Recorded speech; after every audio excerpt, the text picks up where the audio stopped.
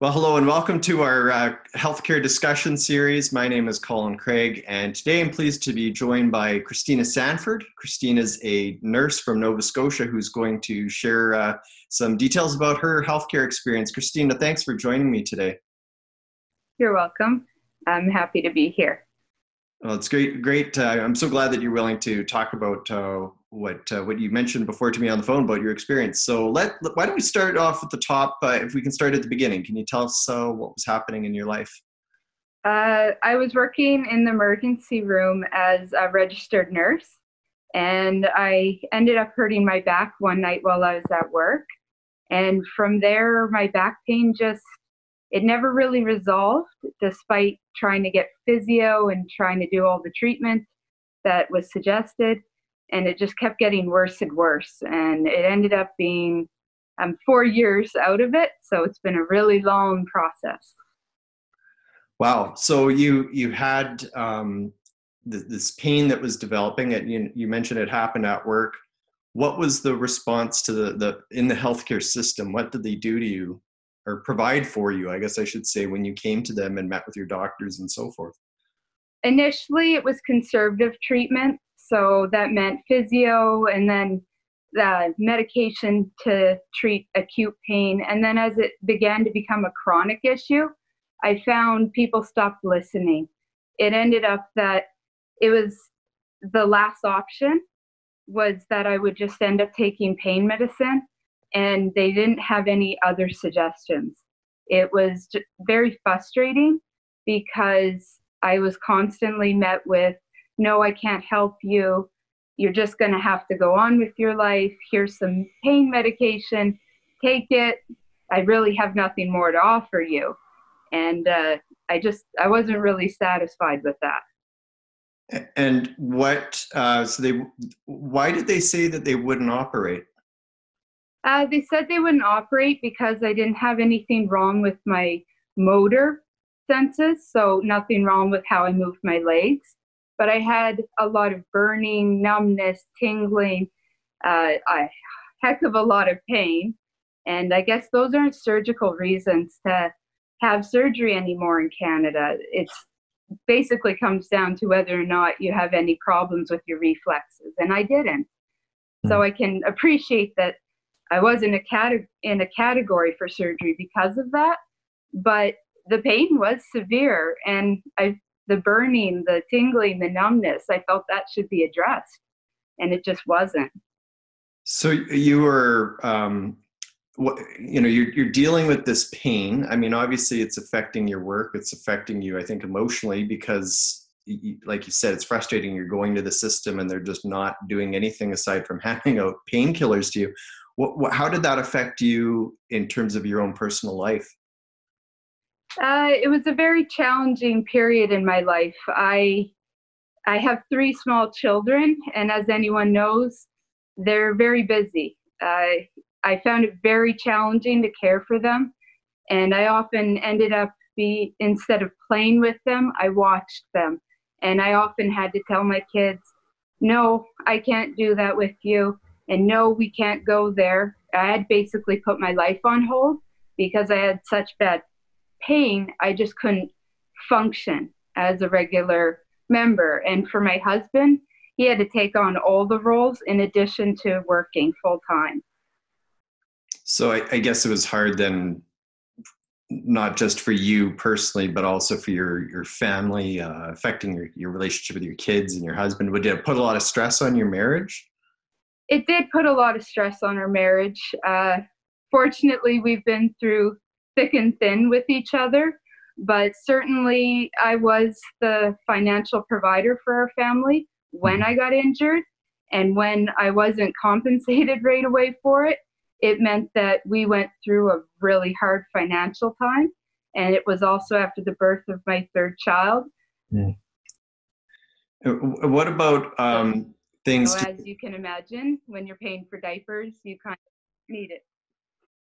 Okay, yeah. Sorry, you cut out there. Yeah, I can imagine if it would be hard if you're, like you say, you're bringing in income to support your family for paying for diapers, the third child, all those things. I mean, a lot of families certainly couldn't suddenly deal with that drop in income. That must have been hard. What, just so that viewers can understand, what about for you when it came to your physical abilities? How was your back pain affecting you? Like for things like walking, picking up stuff, all that kind of stuff. I basically couldn't walk more than 10 minutes. And that meant the closest playground is just over 10 minutes from my house. Mm-hmm. And it meant I couldn't walk my kids down there.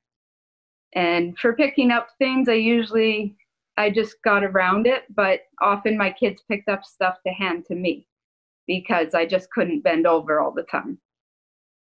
Wow, you're lucky your kids were willing to pitch in and help out like that. But obviously that's got to be hard for them when they can see that their mother's having difficulties doing relatively simple things like walking 10 minutes.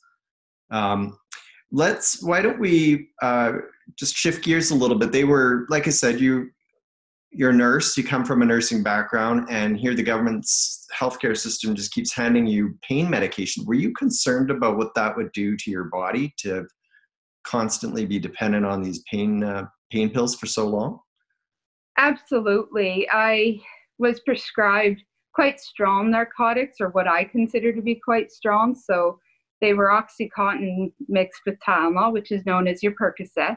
Mm-hmm. And I honestly believe I had a good social support system, but I could see how easily it would be to abuse drugs, especially with how easily I could get them from doctors, because I'd go in with pain. They wouldn't have seen me. They didn't have the time to treat and go through my history because, 4 years, you get quite lengthy. And so they just prescribed what was easiest to treat me right then and there. And so you'd come home with a new bottle of pills. And I could see how that would be a huge problem, not to mention I lost a lot of weight with my injury, 100 pounds to be exact. Oh, wow. Because I couldn't eat. I didn't have much of an appetite with my pain, but in order to take pain medicine, I often threw it up because it just makes me nauseous to the point that I'm physically sick. Geez, and I want to come back to that number for a second. Was that 4 years that you said that you were basically prescribed painkillers? Over the 4 years, I was prescribed a couple different. I was prescribed tramadol as well. But yeah, over 4 years, after I wasn't nursing my son, I refused to take it while I nursed because I didn't want it passing through to my children. Yeah, no, that's certainly understandable. So that was sort of the pre-surgery period. Eventually, you mentioned that you went to Mexico for treatment, correct? Yes, that's correct. And what was can you just tell us about the procedure that you had down there? So I went down for what's known as a spinal decompression and stabilization. It's named the Percudine implant. Mm-hmm. It's basically 2 screws into your spinal cord. It helps alleviate the pressure where I had herniated a disc, but seamless, absolutely seamless, because right from start to finish, when I arrived in Mexico, they just treated you. It was such a service industry. They picked you up, they took you to a hotel, they met you in the hotel, drew your blood work, did your x-rays, all that sorts of things. And then right through to surgery, I had any questions I had answered. I had them at my beck and call, kind of, because if I had a question come up in the middle of the night, it was nothing. They said, just shoot us a text. We'll deal with it then. They absolutely fabulous service. I can't say a good thing about them. So it sounds like on the service end of things, everything went very well, that they were very concerned for your health and well-being in that.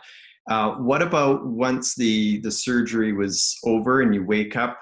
Can you tell us what sort of the immediate reaction was for you in the hours and days after the surgery? Okay. About 6 hours after I had surgery, so after I got the feeling back in my legs, because I had a spinal, so Yeah. it was numb for a while.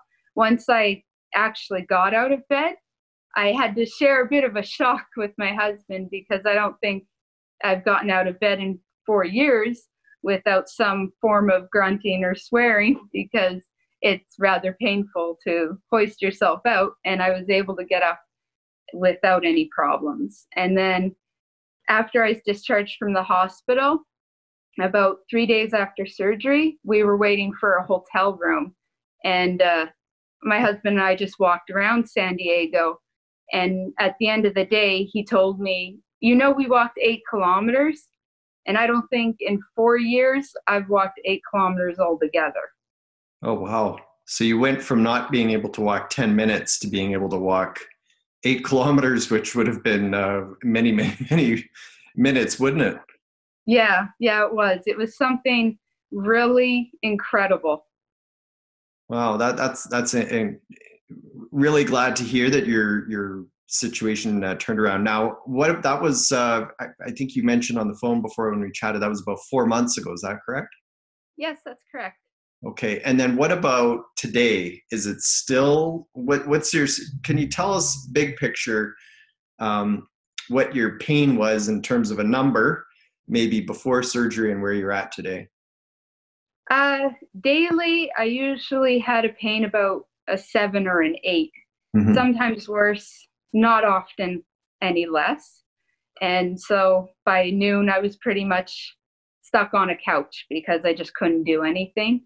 And now my pain is maybe a 1 or a 2, but that's with some pretty good physio on board that I'm doing daily.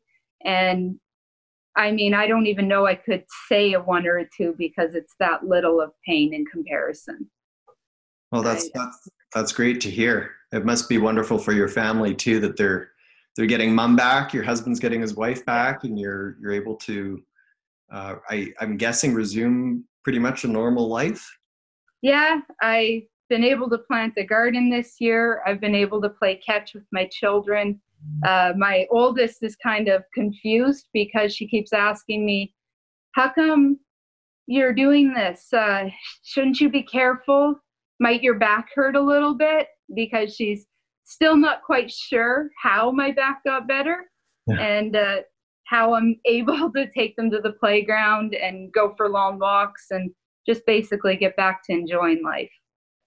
Well, that's awesome to hear that you're doing so well. That your family's doing well too. There, I just want to ask you briefly, how do you feel then about you're a taxpayer, you worked in the healthcare system, and yet you couldn't get treatment that you obviously needed. You had to go all the way to Mexico for it. I feel somewhat cheated because it's something as simple as a half-hour surgery that could completely turn my life around. I just don't understand how come it's not offered here. It wasn't that invasive. It's considered a day surgery there. Mhm. So I'm looking at why don't we have that option here? We have an opioid crisis. That's what I was told I would be on for the rest of my life at Mhm. 31. That's a lot of years to go on narcotics for. Yeah. And yet a half-hour surgery completely fixed the problem. I mean, surgery is not perfect. It's not perfect for everyone. But if it could help other people in my situation, I couldn't imagine what that would do to our healthcare system. It certainly alleviates some of this burden. Well, for sure. And just to clarify the procedure that you had, I mean, you tracked down a place in Mexico. Were there other places, other countries that you could have gone to receive that procedure? I saw it got some approval in the States, I believe out of California, but I also read recently that it is approved in Europe. Now, I'm Oh, not sure what all in Europe, but definitely I saw it in London, and I believe the other place was France. okay. So obviously it's a procedure then that's available in multiple countries, just hasn't made its way either here to Canada or certainly there to Nova Scotia. I just want to close off by just asking you if there's any advice that you have for anyone that is in a similar situation such as yours. I definitely would say don't be afraid to go for it. I mean, it's terrifying to leave your country and go to some place you've never been before to get spinal surgery. I mean, a lot of people discourage my idea of it, but I wouldn't wait. I wouldn't hesitate. They have state of the art systems, they have well educated doctors, they have very clean facilities. I don't regret this a bit.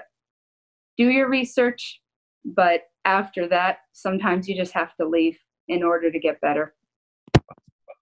Okay, well, listen, thank you for taking a few minutes to share your experience with us today.